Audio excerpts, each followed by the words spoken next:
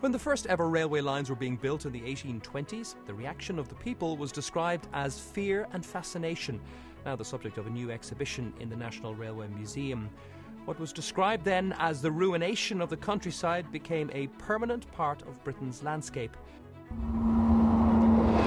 200 years later, as the government finally endorses the country's biggest ever infrastructure endeavour, there's still plenty of fascination and plenty of fear.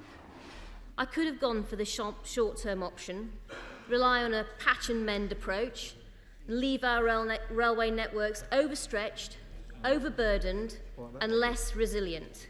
But let's be clear, the price for that would have been paid in lost business, lower growth, fewer jobs and more miseries for passengers on a network that could not cope with the capacity.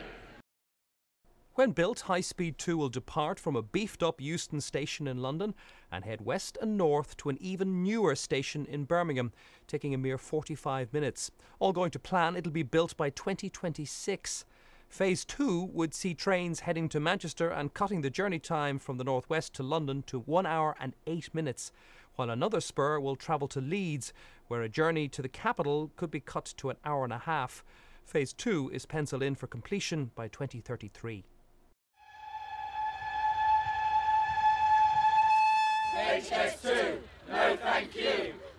But what's designed by architects in London has a very real impact elsewhere, especially in the lush green valleys of the Chilterns, home to some of the safest Tory seats in Christendom, but also home to HS2's most vociferous opponents. It used to be a pub, it's now a gym, and that's going to go as well. Nick Rose is the leader of Chiltern District Council and a member of the anti-HS2 movement 51M. How much of that was negotiated with locals when the route planning was? Nothing's been negotiated with locals. They just decide what they want to do. This is Department for Transport now, is it? This is Department of Transport, yes. They don't negotiate. They just say, this is where the route's going to be. You can then make a protestation and say, well, actually, we don't think that's quite right. Right. And sometimes they listen and sometimes they don't. We understand from the maps, although it's not 100% clear, that it will now be 50 yards in that direction. Alex Sheffield's 450-year-old home is right on the new line. The house itself will be spared, but much of her garden and farm will be bulldozed according to the latest plans. So when people accuse you of being a NIMBY, Alex, what do you say?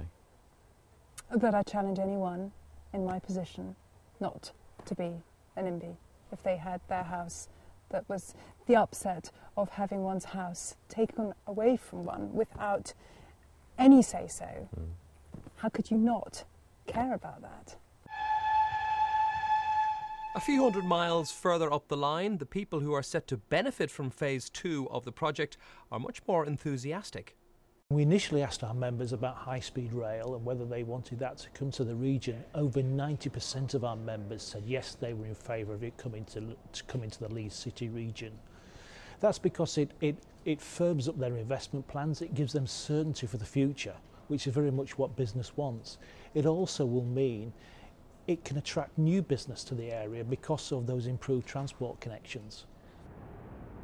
And 40 miles south of Leeds is Sheffield, the Deputy Prime Minister's constituency, though one wonders whether he'll still be in that post by 2033 when HS2 arrives. It's really great news. It's great news for the whole country, and I think especially for the great cities of the north. It's Leeds, Sheffield, Doncaster, you name it, because for so long governments have only spent all their time worrying about what goes on in the city of London and the south east. And this is a big investment in the future which links north and south together so that everybody, wherever you live, but particularly in the north of the country, will share in prosperity in the future. There are plenty of people who say that the government's motivation in pressing ahead with HS2 are more political than economic. Certainly connecting the West Midlands, where there are plenty of marginal seats, with London will play well on the doorsteps in 2015. And the Tories could legitimately say that they're not just focused on the southeast, but also economically in the north. If the high-speed rail serves the economies of the West Midlands and the North West and boosts them, then the Conservatives will have made a real impact in the two regions which are amongst the killing grounds at general elections, where governments are made or broken, stuffed full of marginal seats. The Conservatives were 19 seats short at the last election. In the West Midlands and North West alone, there are about 24 seats where they are very, very close to Labour. So if they get a benefit from it, it might help make the difference for them at the next election. The centre-right think tank, the Institute of Economic Affairs, normally agrees with Conservative Party politics, but not on this one. One of the reasons people think that HS2 has gained support within the Conservative Party is because that party did so badly during the general election in areas like the West Midlands and the north of England. So this is seen as a big carrot to woo voters in those regions. But having said that, I think that voters realise that they're going to have to pay for this with their tax money, so they're probably not so easily fooled. Even though the government may have said full steam ahead, today might also start a number of major legal challenges aimed at delaying or killing the project. In that time, of course, technology may have moved on to such an extent that we may be able to teleport between cities.